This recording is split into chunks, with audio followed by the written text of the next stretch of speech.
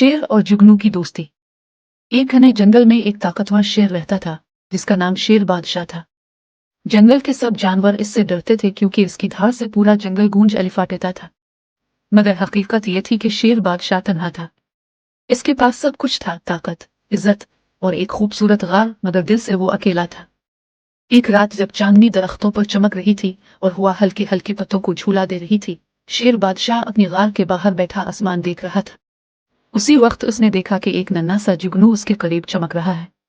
जुगनू की रोशनी छोटी जरूर थी मगर दिल को भली लग रही थी।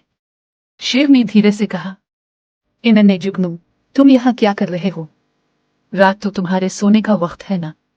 जुगनू ने मुस्कुराते हुए जवाब दिया, बादशाह सलामत, मैं तो रात को ही जागता हूँ ताकि अंधेरे में रोशनी फैला सकूं। दिन के वक्त तो मेरी चमक नजर ही नहीं आती। शेर ने हैरत से कहा, तुम इतने छोटे हो मगर तुम्हारी हिम्मत बड़ी है। तुम अंधेरे में रोशनी लाते हो। जुगनू ने चमक कर कहा, जी हाँ, छोटा हूं मगर अपनी पूरी कोशिश करता हूं। हर किसी को अपने हिस्से का काम करना चाहिए, चाहे वो कितना ही छोटा क्यों ना हो। शेर बादशाह को जुगनू की बात बहुत पसंद आई।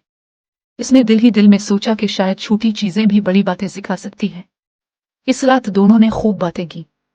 जुगनू ने बताया कि वो किस तरह फूलों, पत्तों और नदी के किनारों पर रोशनी बखेरता है ताकि छोटे कीड़े मकोड़े रास्ता ना भूलें। दूसरे दिन जंगल में शोर मच गया। दरिया का पानी खुश्क होने लगा था। सब जानवर परेशान थे। बंदर, हाथी, हिरन, सब के सब जमा हुए।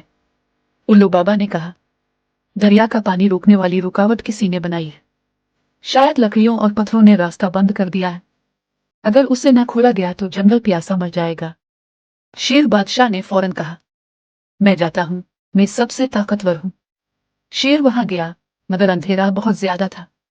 वो कुछ देख नहीं पा रहा था। उसने जोर जोर से दौड़ना शुरू किया मगर अंधेरा बढ़ता गया।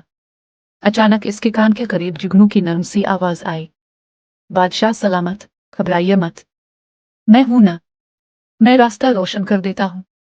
शेर ने सर अलिफाते आलिफ और देखा कि वही छोटा जुगनू अपने नन्हे पांव से रोशनी फैला रहा था। इसकी रोशनी अगरचे इसकी रोशनी अगरचे मध्यम थी मगर उसने रास्ता साफ दिखा दिया। शेर ने अपने पंजों से लकड़ियां हटा दे, बड़े पत्थर एक तरफ किए और देखते ही देखते पानी का बहाव दोबारा शुरू हो गया। पूरा जंगल खुशी से गूंज अलिफाते। चिड़िया चहकने लगे, हिरन ने नाचना शुरू कर दिया और बंदर ने दरख्त से दरख्त पर छलांग लगाकर सबको खुशखबरी दी।